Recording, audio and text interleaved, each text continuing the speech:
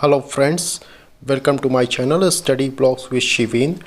आज है 23 फरवरी 2022। आज हम लोग बात करेंगे 23 फरवरी 2022 के मोस्ट इम्पॉर्टेंट क्वेश्चन के बारे में।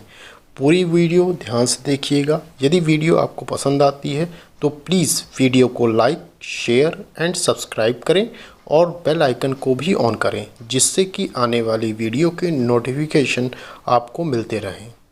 ओके, चलिए शुरू करते हैं आज का क्वेश्चन। लेकिन क्वेश्चन शुरू करने से पहले कल के क्वेश्चन को देख लेते हैं। कल का क्वेश्चन था कि वर्तमान में भारत के कुल कितने आईआईटी संस्थान हैं। तो इसका सही जवाब है 23। कुल 23 आईआईटी संस्थान हैं। नेक्स्ट क्वेश्चन था अंतर्राष्ट्रीय ओलंपिक समिति की स्थापना कब हुई थी। तो यह 1894 में हुई थी। ये गलती से यहाँ शायद ऑप्शन डी जो है 1994 हो गया था, तो इसको सही कर लीजिएगा, आप लोग करेक्ट कर लीजिए। यह 1894 है। ठीक है, चलिए जिन जिन लोगों ने भी कमेंट किया था उन लोगों सभी लोगों के आंसर सही हैं। चलिए आगे बढ़ते हैं। आज के पहले क्वेश्चन को देखते हैं। पहला पॉइंट है हमारा दादा साहब फाल्के इंटरनेशनल अवार्ड्स 2022। इसके बारे में जानते हैं। देखिए, इसका आयोजन जो है यह मुंबई में हुआ है। और देखिए, इसको शुरू करने से पहले एक चीज़ हम आपको ये बता दें कि ये दादा साहब फाल्के इंटरनेशनल अवार्ड है। दादा साहब फाल्के पुरस्कार और दादा साहब फाल्के इंटरनेशनल पुरस्कार, ये दोनों चीज़ें अलग अलग हैं। दादा साहब फाल्के पुरस्कार सिनेमा के क्षेत्र का सबसे बड़ा पुरस्कार होता है।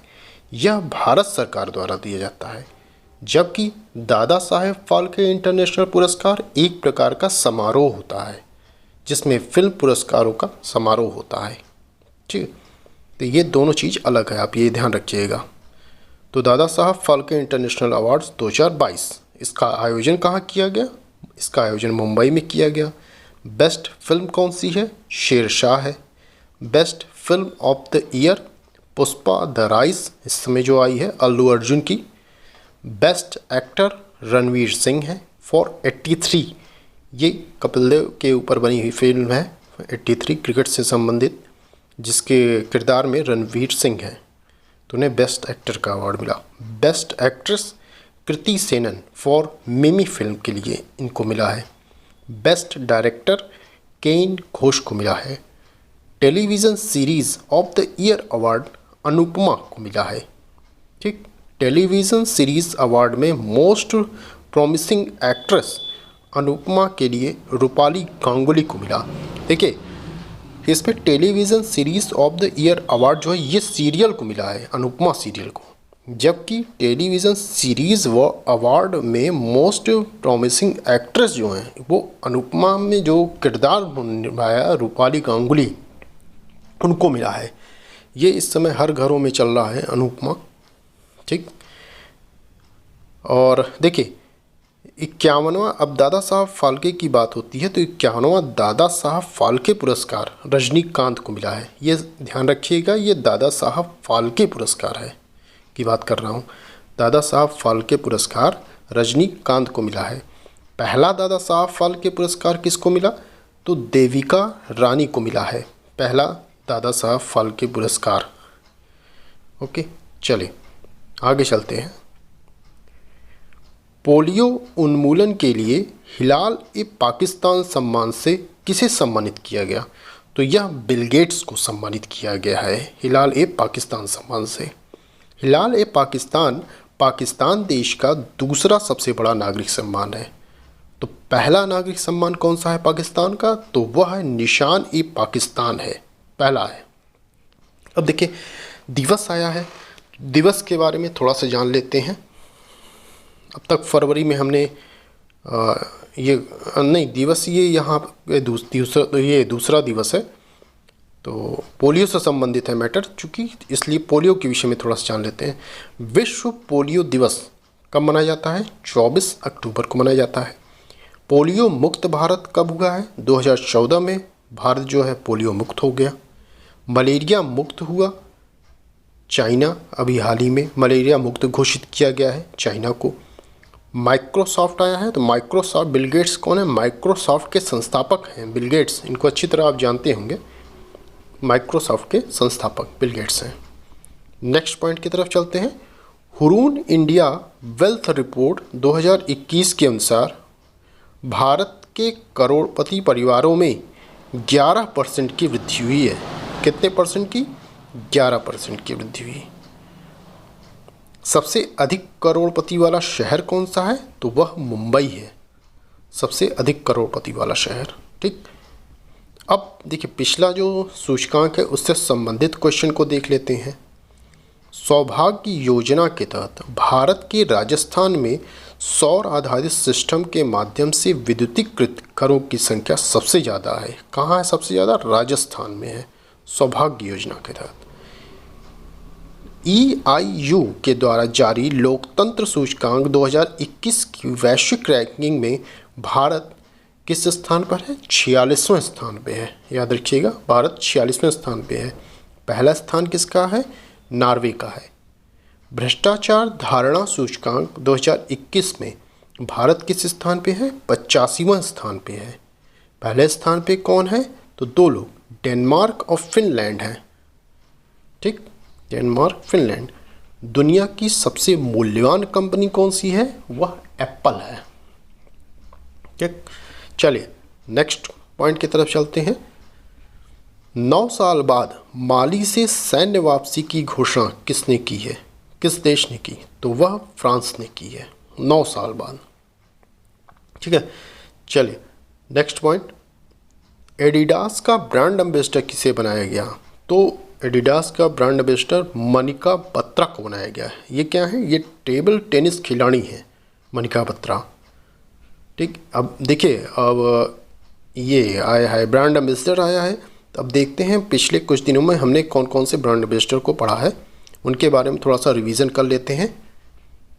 तो ब्रांड बाटा इंडिया के एम्बेसडर दिशा पटानी, गुड डॉट की नीरज चोपड़ा, रीन्यू बाय के राजकुमार राव, जैकब क्रिक्स की मिताली राज, बैंक ऑफ बड़ौदा के शेफाली वर्मा, मेडी बडी के अमिताभ बच्चन, उत्तराखंड सरकार के अक्षय कुमार, A23 गेमिंग के शाहरुख खान और कृषि नेटवर्क के पंकज त्रिपाठी हैं।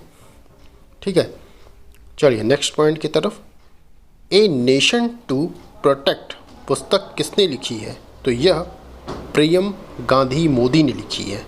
ए नेशन टू प्रोटेक्ट पुस्तक विमोचन किसने किया? केंद्रीय स्वास्थ्य मंत्री मनसुख मंडाविया ने किया है विमोचन। चूँकि पुस्तकें आई हैं, तब अन्य पुस्तकें जो हमने विगत दिनों में पढ़ी हैं उनको रिवाइज़ कर लेते हैं। देखिए, रिवाइज से यही फ़ायदा होगा कि आप बार बार उन चीज़ों को देखेंगे, समझेंगे, जिससे कि आपके दिमाग में वो सब चीज़ें याद हो जाएंगी कि हमने ये बार बार पढ़ा है। क्योंकि कोई भी चीज़ हमारे नज़र के सामने बार बार आती है तो हमारे दिमाग में जोर पड़ता है कि हाँ, ये चीज़ें बार बार आई हैं, तो ये हम याद कर लेते हैं उन सब चीज़ों को। इसी वजह से बार बार आप उस सब चीज़ों को लिखने से और देखने से वह चीज़ें याद हो जाएंगी आपको। तो पुस्तकें आई हैं, तो फिर पुस्तकों को देख लेते हैं हम लोगों ने कौन कौन से पुस्तकों को पढ़ा है। फियरलेस गवर्नेंस किसकी है? डॉक्टर किरण बेदी की। ऑपरेशन खत्म किसकी है? RC गंजू व अश्विनी भटनागर की है। द क्लॉस ऑफ 2006 किसकी है? आकाश कंसल की है। गोल्डन बॉय नीरज चोपड़ा किसकी? नवदीप सिंह गिल ने लिखी है। इंडिया दैट इज़ भारत, ये जे साई दीपक द्वारा लिखी गई। अटल बिहारी वाजपेयी सागरिका घोष द्वारा लिखी गई। ये मोस्ट इम्पॉर्टेंट बुक्स हैं, इन सभी को आपको पढ़ना है, आवश्यक है। ठीक है, चलिए नेक्स्ट पॉइंट की तरफ चलते हैं। फसल बीमा पॉलिसियों को वितरित करने के लिए भारत सरकार ने कौन सा अभियान लॉन्च किया? तो यह था मेरी पॉलिसी मेरे हाथ लॉन्च किया है। ठीक, फसल बीमा पॉलिसियों को वितरित करने के लिए शुरू किसने किया है? किस मंत्रालय ने? तो यह कृषि एवं किसान कल्याण मंत्रालय द्वारा इसको शुरू किया गया है। अब चूँकि देखिए, फसल बीमा हमारे यहाँ जो चल प्रधानमंत्री फसल बीमा योजना है, उसके बारे में थोड़ा सा जान लेते हैं कि यह क्या है। तो प्रधानमंत्री फसल बीमा योजना को 18 फरवरी 2016 को मध्य प्रदेश के सीहोर में पीएम नरेंद्र मोदी द्वारा लॉन्च किया गया था। कहाँ? मध्य प्रदेश के सीहोर से शुरू किया गया, ये याद रखिएगा। पहली चीज़ आप यह याद रखिएगा कि प्रधानमंत्री फसल बीमा योजना 18 फरवरी 2016 को आपका शुरू किया गया था। डेट याद रखेंगे आप, प्लस कहाँ से शुरू किया गया यह याद रखेंगे, मध्य प्रदेश के सीहोर से, ठीक। और किसने? पीएम नरेंद्र मोदी द्वारा लॉन्च किया गया था। ये कुछ चीज़ें हैं जिसको आप याद रखेंगे, क्योंकि ये एक मोस्ट इम्पॉर्टेंट आपका योजना है, प्रधानमंत्री फसल बीमा योजना। अधिकतर एग्जाम में पूछा जाता है, चाहे वह प्री के माध्यम से, चाहे वह पूरा मेंस में लिखने के लिए एक टॉपिक के रूप में यह योजना आ जाती है। किसके बारे में? प्रधानमंत्री फसल बीमा योजना के बारे में बताइए, ठीक। तो ये चीज़ थी। उद्देश्य क्या था इस प्रधानमंत्री फसल बीमा योजना का? उद्देश्य क्या था तो उसको देख लेते हैं। प्राकृतिक आपदाओं से होने वाली फसल के नुकसान से पीड़ित किसानों को वित्तीय सहायता प्रदान करना इसका उद्देश्य था। कि प्राकृतिक आपदाएं आ गई हैं, जैसे बाढ़ आ गई, तूफान आ गई, फसल नष्ट हो गई किसानों की, तो इस योजना के माध्यम से उनकी भरपाई की जाए, यह इसका उद्देश्य था। वर्तमान समय में नरेंद्र सिंह तोमर कृषि एवं किसान कल्याण मंत्रालय के मंत्री हैं, ठीक है।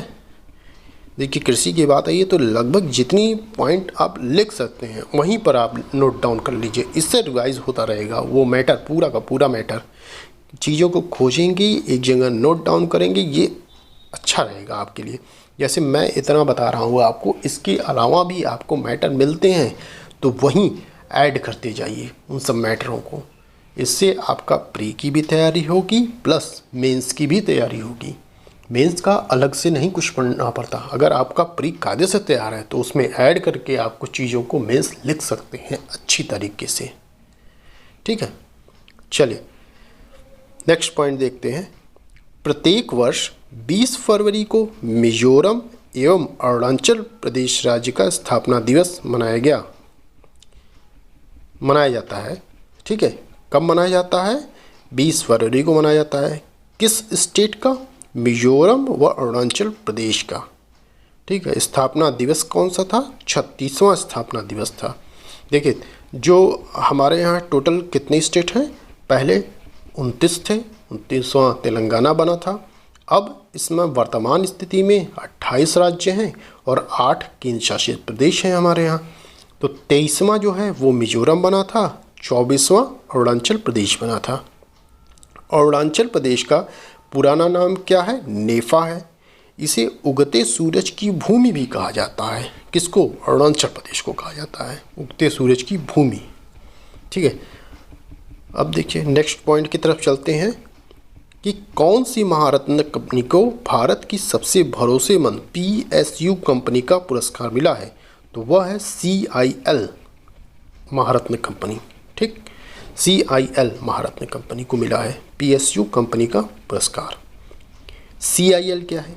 कोल इंडिया लिमिटेड इसका नाम है। अब महारत्न कंपनी की बात आई है तो महारत्न कंपनियों की संख्या कितनी है वर्तमान में? तो 11 है। 11 पैसे 11 क्रिकेट के प्लेयर होते हैं, तो इसी प्रकार महारत्न कंपनियों की संख्या भी 11 है। तो ऐसे आप थोड़ा सा याद कर लेंगे इस चीज़ को। लास्ट पॉइंट आपके पास आता है अंतर्राष्ट्रीय मातृभाषा दिवस। यह कब मनाया जाता है? तो यह 21 फरवरी को मनाया जाता है, अंतर्राष्ट्रीय मातृभाषा दिवस। अब देखिए, मातृभाषा दिवस आया है तो अन्य दिवस जो हम विगत दिनों में पढ़ चुके हैं उनको थोड़ा रिवाइज कर लेते हैं। विश्व आर्द्र भूमि दिवस 2 फरवरी को मनाया जाता है। विश्व कैंसर दिवस 4 फरवरी को मनाया जाता है।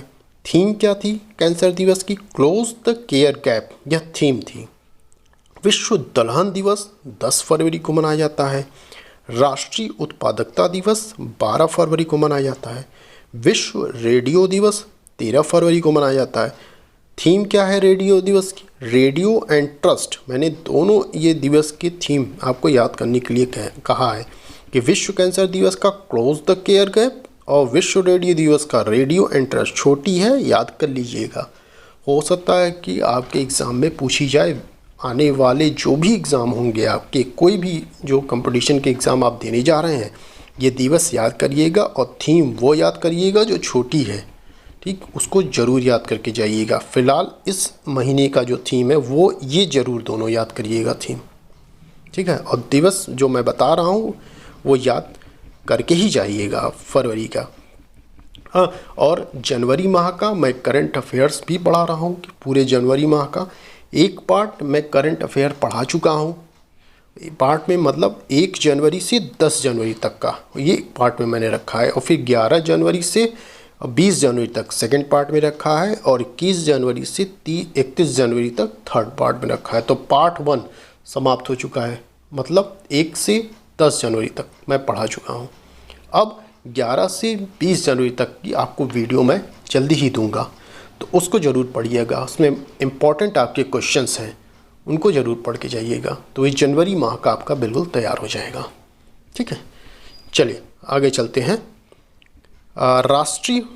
विश्व रेडियो दिवस 13 फरवरी को मनाया गया। थीम क्या थी? Radio and trust. राष्ट्रीय महिला दिवस कब मनाया गया? 13 फरवरी को। तो 13 फरवरी को 2 दिवस हैं, विश्व रेडियो दिवस और राष्ट्रीय महिला दिवस।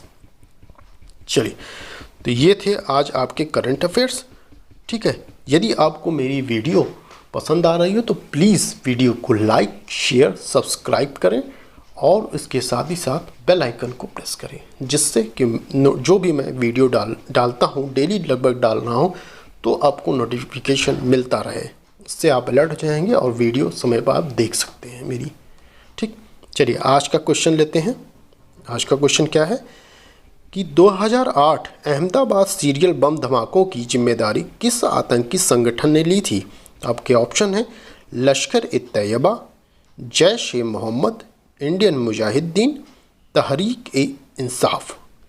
इसको कमेंट करके आप मुझे बताएंगे कि इसमें से कौन सा ऑप्शन आपका सही है, ठीक। तो बस आज के लिए इतना ही, फिर कल मिलते हैं। Thank you.